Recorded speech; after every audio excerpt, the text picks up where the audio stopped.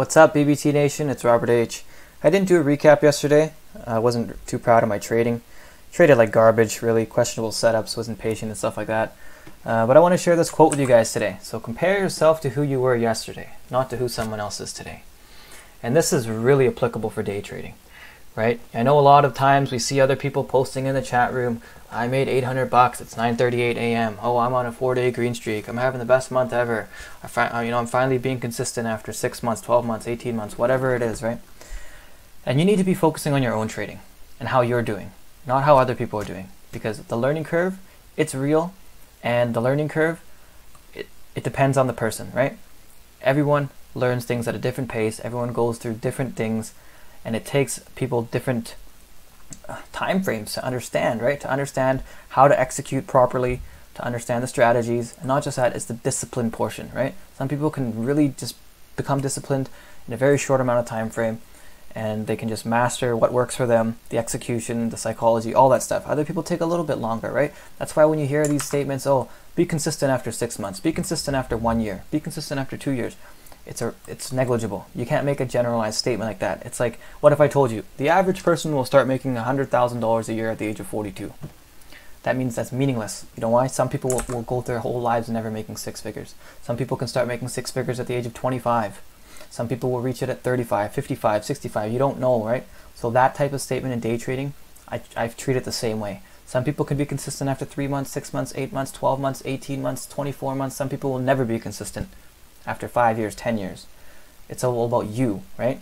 Compare yourself, compare your trading to who you were yesterday, how you traded yesterday. So yesterday, if you didn't stop out, today, make it your goal to stop out, right? Each and every day that we sit down in front of these screens, we have to have a daily goal, something we're actively, consciously focusing on, working on, improving, right? Not some sticky note that you put on underneath your coffee cup that's all stained and molded up, right? Something in that you are fully focused and devoted on working on today, each and every day. And that's how you get better. No one turns their trading around like this, right? People go through waves and struggles, and then they get better and better and better and better, and relapse, better, better and better, better, better, relapse, kind of like that, right? That's how you want to view and compare. If there any comparisons you ever make, it's to yourself and your trading yesterday. Sorry, long rant. Let's get going. Twitter. So today I didn't trade the open. I didn't like how things looked. Honestly, there were no setups there were some setups, I let them go by, I didn't really care. I just wanted to have a solid green day after yesterday, right? So I saw Twitter sell off, it's down about 5%. Twitter's a slow mover, it's nicey. It got about 60 cents from the VWAP here. Waited for a reversal, right? I waited for the setup to come to me. Saw this huge consolidation area, I didn't want to jump the gun or anything here. And then this candle started opening white. I took it here on the break of the body. New 5-minute high, turned out to be some sort of a fake out. Had to survive a little drawdown, nothing crazy, a little drawdown. My stop was down here. My target was VWAP essentially, hoping to get actually higher to 30 bucks. So pretty decent risk to reward, just shy of 2 to 1. And let's take a look at the 1-minute chart. It's for the third indicator on my reversal strategy, if you guys haven't seen that, right? So no new 15-minute high, or sorry, no new 15-minute low, some sort of 15-minute high, new 5-minute high, and on the 1-minute chart, you want to see the pop-up candle. That will bring it across the moving average. Now some people ask me, do you wait for the moving average to cross? You can, because that's once it's crossed over, the move it's happening. The move is in progress. You can you can try to preempt it like I did here. I thought this candle would get us across, and then the moving averages would come over. Didn't work out like that. I had to survive a pullback. This would have been the better entry because this was the pop-up candle that brought us across. Not a big deal.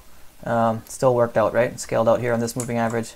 Here, this, and then when it started rejecting the VWAP, because it's still very weak, right? So, and then all out on the new 5-minute low. So that was a trade, pretty decent.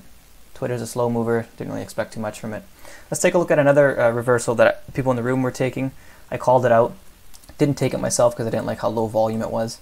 And when things are low volume, and then when they're not on the pre-market gappers, that means a lot of other traders are probably not watching it either, right? So this is the reason I want to share this one. This is an example of getting a good entry. This was a pretty solid reversal candle. You could have preempted, taken it here or here, right? During these two time frames. Now that turned out to be probably somewhere here and somewhere here-ish on the 5-minute chart.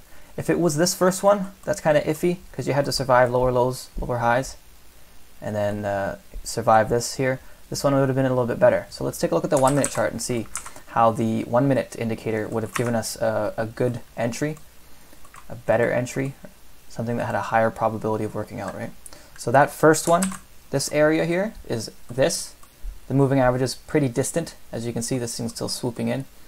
And then the gap is quite large, right? You want to see the gap small enough that a big pop-up candle will traverse and get towards the 50. This is not happening here. Maybe here, I don't know, the candle would have to be pretty large. It'd have to be about 15, 20 cents. And that's all dependent on how the stock moves, right? For something like Twitter, rarely do you see a candle that large, right? SKX, maybe, right? So this is the better entry. Somewhere here, the 1150 range, right here. You don't have to survive this garbage. And then you're off to the races. Solid 40, 50 cent pop this thing gave our traders. Anyways, that's the recap. Sorry, kind of long. I hope you guys had a good day, and let's wrap up the week tomorrow, Thursday, Friday. Let's finish strong. Try to survive these choppy markets. Hopefully, as we get later into September, the volume will come back and the setups will come back. So don't try to push it. Thanks for watching.